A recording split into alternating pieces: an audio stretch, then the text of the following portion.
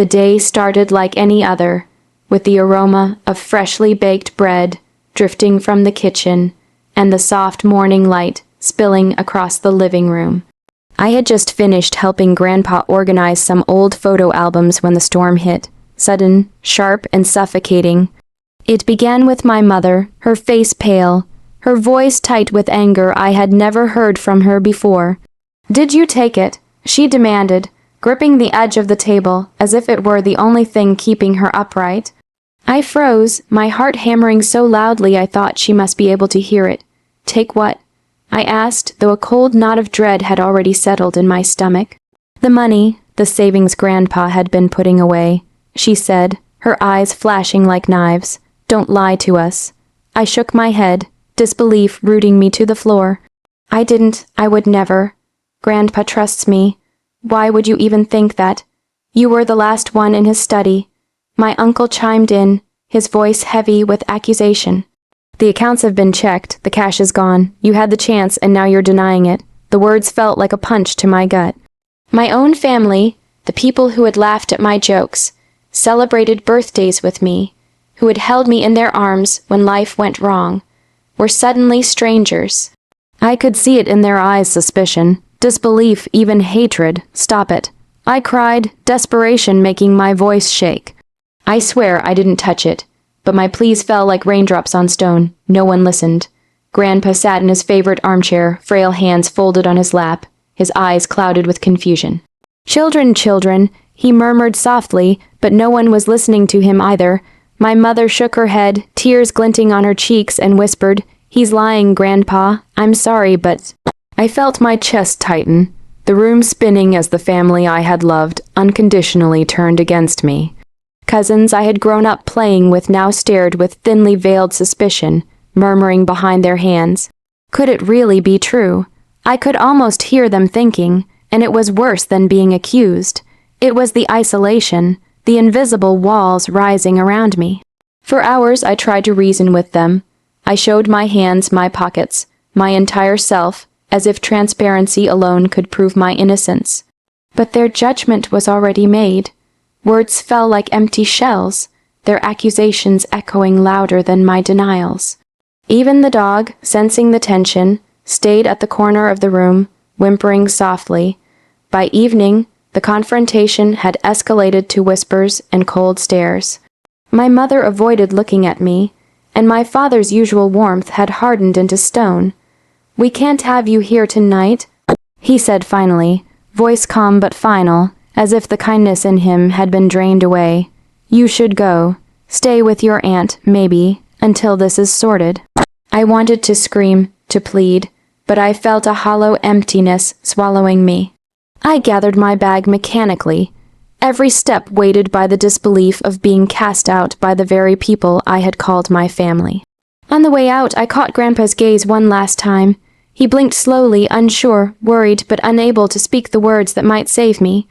Outside, the cold air hit me, but it was nothing compared to the chill in my chest. The streets seemed endless, my steps echoing the betrayal that clung to me like a shadow. I felt as though I had been erased from the warmth of my family, replaced by a version of myself that they despised without reason.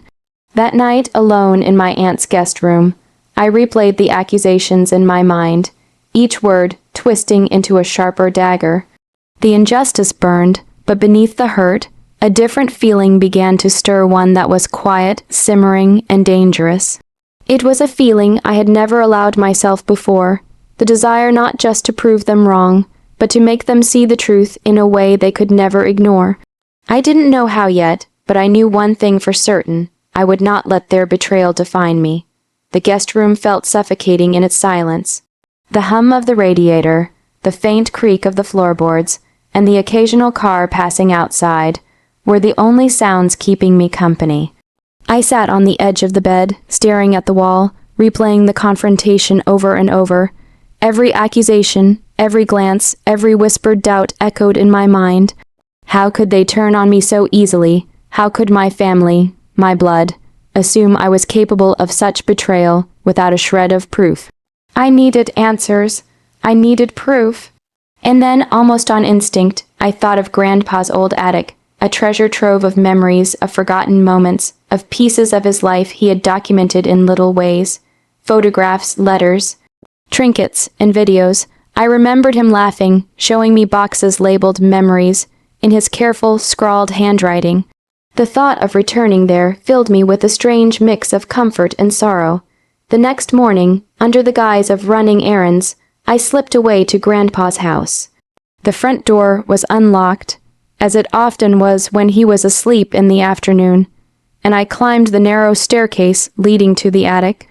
Dust motes floated in the sunlight, giving the room a golden haze. The air smelled faintly of old paper, cedar, and time itself. I knelt by the shelves and boxes, opening one carefully.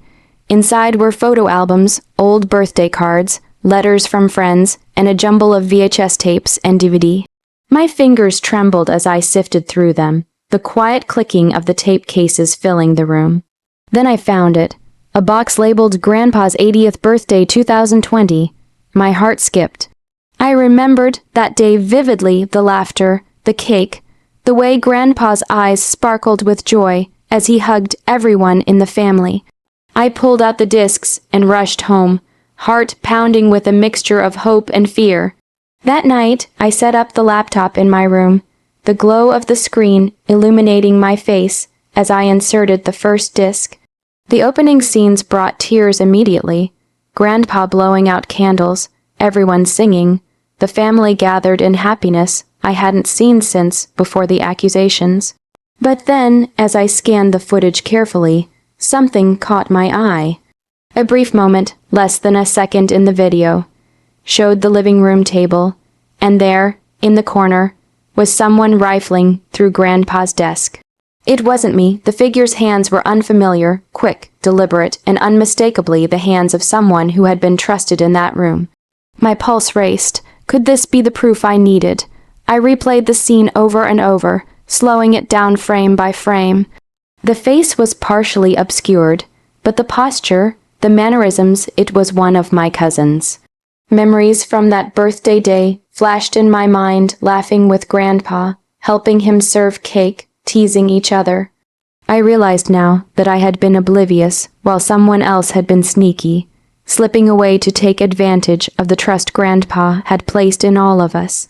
The betrayal wasn't just about the money. It was about the hypocrisy of a family that accused me so easily, without question. Tears welled up again, but this time they were mixed with determination. I could feel the fire of resolve burning inside me. This wasn't just about revenge. It was about justice, about exposing the truth and reclaiming my honor. I thought of how my family had turned their backs on me, of how Grandpa had sat there, unaware of the storm raging around him, unable to speak for me. I knew then what I had to do. I would use this video.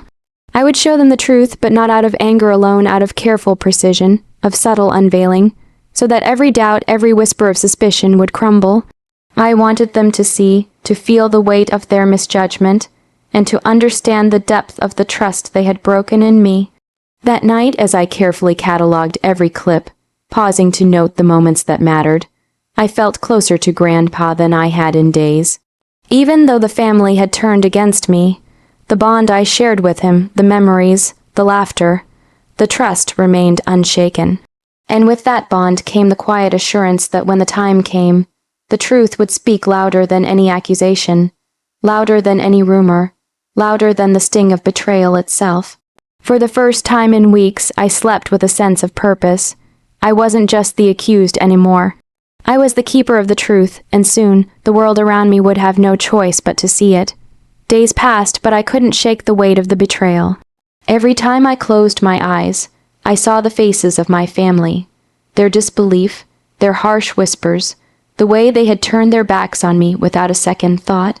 The unfairness of it gnawed at me, yet alongside the pain, a strange clarity emerged. I couldn't undo the accusations, but I could control what came next. I could reclaim my honor, not with anger, but with undeniable truth. I spent the afternoons in my room, laptop open, video clips spread across the screen like pieces of a puzzle. Every frame mattered. Every movement, every glance, every laugh from that 80th birthday video could become a tool to expose what really happened. I watched the footage over and over, slowing moments, capturing tiny details: how a hand lingered over Grandpa's desk, how a shadow shifted suspiciously, how one of my cousins moved as if expecting no one to notice. It wasn't enough to just show a clip randomly. That would only provoke denials and more arguments. I had to build a narrative. I had to guide my family through the video, showing them what they had overlooked, letting them piece together the truth themselves, so they would have no room for excuse. There was a sweet precision in this plan, a slow, undeniable revelation. I didn't want them angry at me. I wanted them stunned, silent, and finally aware of what they had done. While working, I replayed my own emotions. I thought of Grandpa, of the way he had smiled at me that day, oblivious to the accusation I would soon face, trusting me as he always had. I realized I was not just fighting for myself. I was fighting for the memory of that trust, for the bond that others had tried to shatter. The fire in me was no longer just about revenge. It was about restoration, about justice that couldn't be twisted or denied. I started preparing. I edited the video carefully, highlighting the moments that mattered, but leaving subtle gaps that would force the viewer to notice what was missing. I labeled clips, timed transitions, and even annotated notes for myself about how to present it. I imagined the family gathered around the living room again, expecting tension and drama, and then, one by one, watching their assumptions crumble in front of their eyes.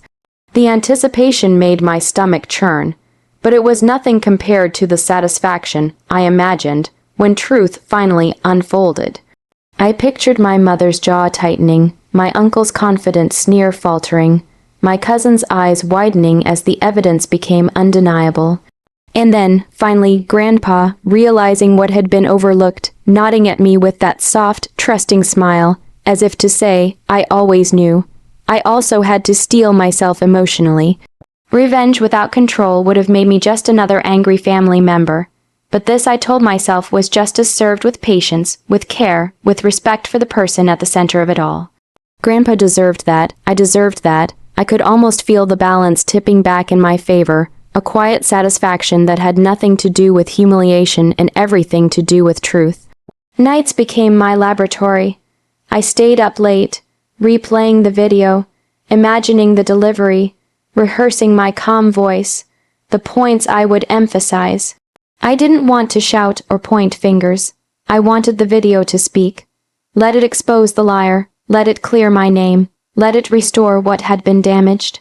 The more I watched, the more the image of that sneaky hand rifling through Grandpa's desk etched itself into my mind, no longer just a fleeting moment on tape, but a symbol of the betrayal I had endured. By the end of the week, I had the entire plan in place. I had the video ready, organized, and annotated. I knew the precise moment I would press play, the way I would sit, the way I would let silence do its work before anyone could react. I felt a mix of nervousness and exhilaration. I was about to step into a room where I had been condemned unfairly, armed not with anger or tears, but with proof, with truth, with the quiet authority of evidence, and deep down, I knew this was just the beginning. The storm had passed, but now, the reckoning was coming. The day arrived, and I felt a strange mixture of nerves and calm resolve. The family had gathered at Grandpa's house again for a casual weekend get-together, unaware that this time I wasn't coming as the accused. I had spent the previous week preparing, editing the video, rehearsing my calm demeanor, imagining their reactions down to the smallest detail. Every tense whisper, every cold glance I had endured, was about to be confronted not with shouting, not with tears, but with undeniable truth. Grandpa sat in his armchair, smiling gently as usual. Though his eyes flickered with the hint of concern, he must have sensed, but couldn't quite understand. My mother's face was tight with residual doubt, and my uncle's smug expression suggested he still believed he had caught me in the act. Cousins murmured, oblivious to the storm about to hit, still riding the wave of suspicion that had poisoned the past few weeks. I carried my laptop to the center of the room and set it on the coffee table. Everyone's attention shifted immediately. I have something to show you, I said, my voice steady but soft. It's from Grandpa's 80th birthday. I think it will help explain everything. There was a pause, the kind of silence that feels like it stretches for hours. Grandpa tilted his head, a gentle smile crossing his face. "Oh, what is it, dear?" he asked, curiosity sparking in his tired eyes. I pressed play. The opening scenes of the birthday celebration filled the screen. Balloons, laughter, cake, the familiar warmth of family I had thought lost. At first, the family watched politely, smiles on their faces, still unaware of the storm beneath the footage. Then, as the video progressed, the moments I had meticulously highlighted became clear. The small movement near Grandpa's desk, the shadowy figure rifling through his belongings. I paused the video at the exact moment the hand lingered over the cash drawer.